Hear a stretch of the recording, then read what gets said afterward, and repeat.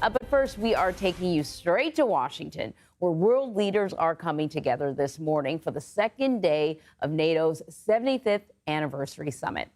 President Joe Biden is hosting the three-day event as he tries to reassure fellow Democrats and the nation that he is fit to serve another 4 years.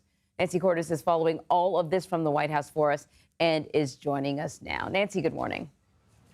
Good morning, Anne Marie. It's a busy day for the president because he's not just going to be meeting with NATO leaders. He is also going to meet with union leaders this morning after holding a call with a large group of Democratic mayors last night. He's doing everything he can to reassure worried Democrats. But every time the White House thinks that things are calming down, a new challenge or two pops back up. Today, NATO is more powerful than ever. Just as President Biden was looking to project strength with a speech to NATO leaders yesterday, House and Senate Democrats were holding tense, closed-door meetings. We're riding with Biden. We're riding with Biden. Was that? Are you all on the same page? No. What do you mean you're not on the same page? They're not even in the same book. They were discussing Biden's candidacy and polling that shows him slipping in battleground states. They're worried that a poor turnout for him could hurt them, too. Last night, Colorado's Michael Bennet became the first Democratic senator to publicly say Biden can't beat Trump. Donald Trump is on track, I think, to win this election and maybe win it by a landslide and take with him the Senate and the House. New Jersey Congresswoman Mikey Sherrill urged Biden to help lead the process toward a new nominee. Did you give them a heads up? I did. Did they try and stop you? They did. But New York's Jerry Nadler, who told colleagues privately on Sunday that Biden should leave the race, now says he backs Biden. The president made very clear yesterday that he's running, and for me that's dispositive. We have to support him. He's not the only lawmaker who sounds more resigned than revved up. I am fully behind him as our nominee until he's not our nominee. If President Biden declines to leave voluntarily, then we have no choice but to support him as our nominee and make the best of a complicated situation. And there's a new setback stemming from this interview Biden did on Friday. Did you ever watch the debate afterwards? I don't think I did, no. The interviewer, ABC News anchor George Stephanopoulos, had this candid appraisal when he was approached by someone secretly recording him yesterday. What do you think? Do you think Biden should step down? And you can be honest. You don't think he can serve 4 more years?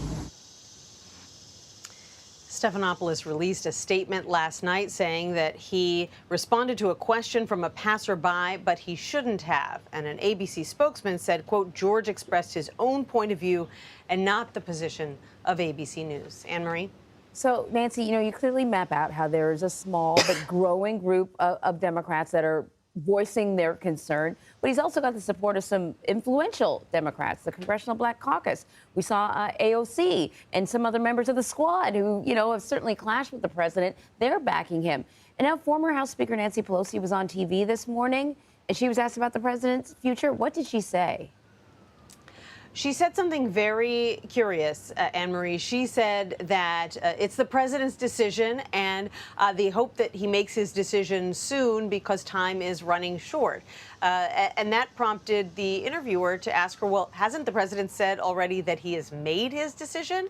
And she just reiterated that she hopes that the president makes this decision soon. And it certainly left the impression, coming as it did from an influential Democrat, that many Democrats feel he maybe either hasn't made his full decision yet, or perhaps that he should take a little more time or reconsider before he officially decides to move forward. Yeah, that's definitely a curious answer. And the White House is once again clarifying some details about the president or about a visit to the White House by a neurologist who specializes in Parkinson's. What are they saying now?